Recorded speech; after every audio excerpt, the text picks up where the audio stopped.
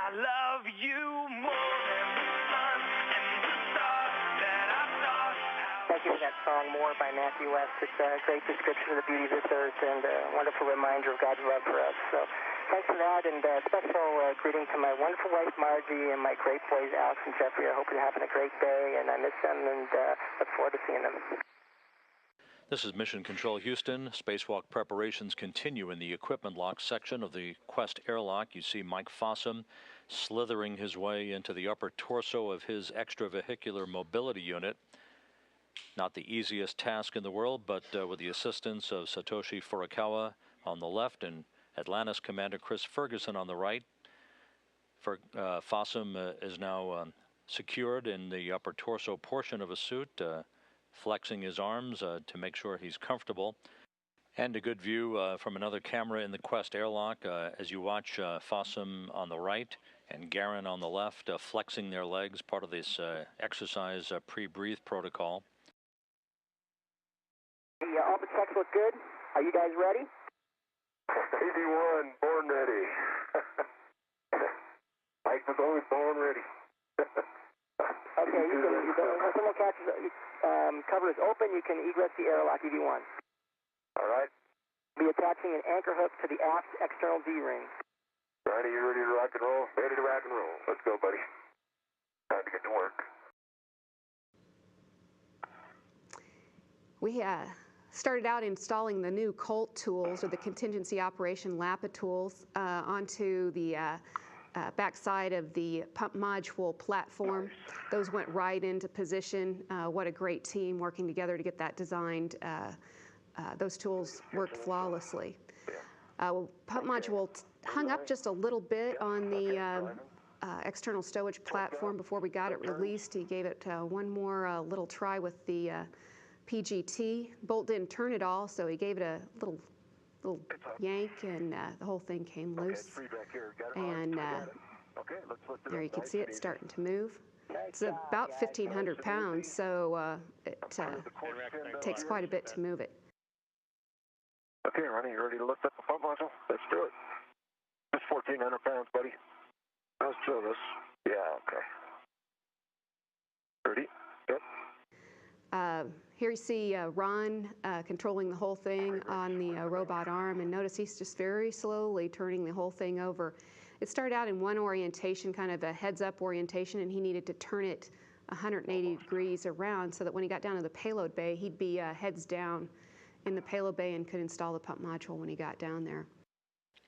Now clear of external stowage platform number 2, headed down to Atlantis' payload bay, where the pump module will be secured on a truss support structure at the very back of the bay for the trip back home and an engineering evaluation to determine what caused the pump to fail on the night of July 31st last year.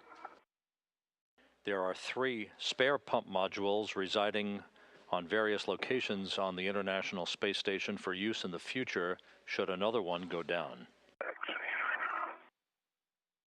Nice looking spaceship you guys got here. Why, thank you.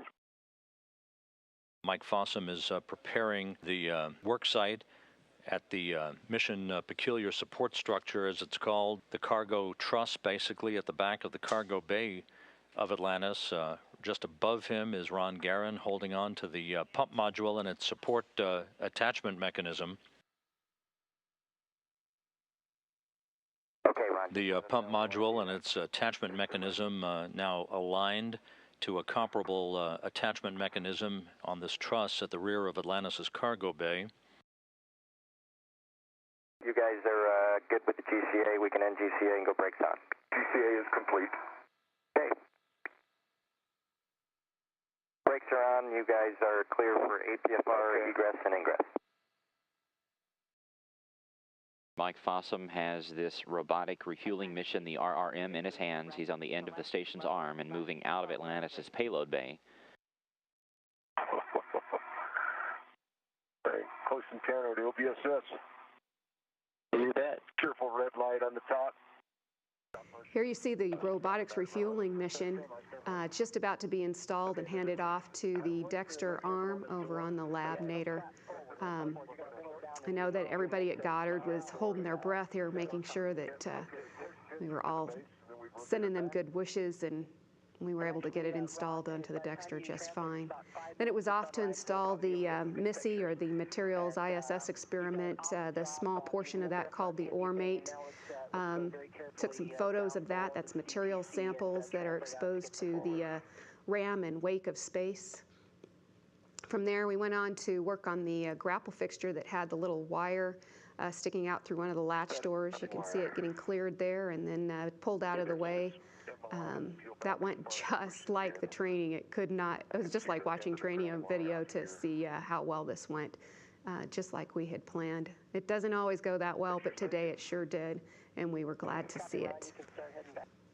Our final task on the EVA was installing the thermal cover that Chris was talking about. Here you see it coming out of the bag. You can think of it as a great big comforter coming out of the ORU bag, or the on-orbit replacement ORU bag. Here you can see it in its final configuration, strapped down. It's got 9 Velcro straps that hold it into position. And about the time that they had it installed in this configuration, the thermal officer in the front room in the Mission Control Center stood up and turned around and said, "I can already see it starting to take effect." He could already see it in his data just that fast. So that's a very successful project. Well, I'd like to thank there were a lot of teams whose hard work all came into play for this EVA.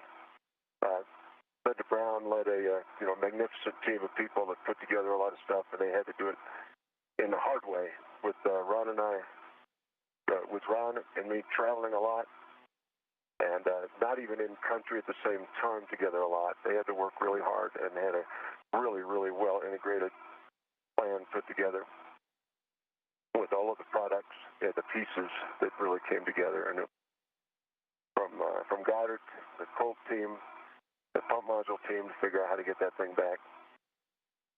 A whole lot of work by a lot of teams around the country, really. Really all came together today, and that's what made the difference. Hatch is closed.